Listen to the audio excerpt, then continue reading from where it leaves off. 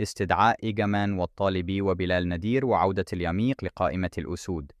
كشف الناخب الوطني وليد الركراكي مدرب المنتخب المغربي الأول لكرة القدم صباح الجمعة 14 مارس عن قائمة اللاعبين الذين تم استدعاؤهم لخوض مباراتي النيجر وتنزانيا ضمن التصفيات المؤهلة لكأس العالم 2026، ذلك خلال ندوة صحفية عقدها بمركب محمد السادس لكرة القدم بمدينة سلا.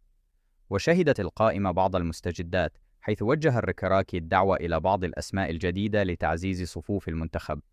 ويتعلق الأمر بكل من شمس الدين طالبي، عمر الهلالي، بلال ندير، حمزة إغمان، كما شهدت القائمة عودة اللاعب جواد اليميق واللاعب أمين عدلي.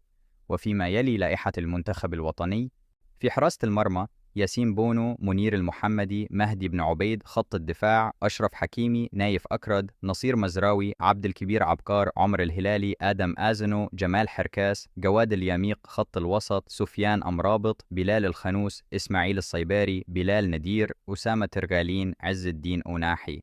خط الهجوم حمزة إغمان، شمس الدين طالبي، يوسف النصيري، إبراهيم دياز، سفيان رحيمي، أمين عدلي، إلياس بن صغير، عبد الصمد الزلزولي، أسامة الصحراوي.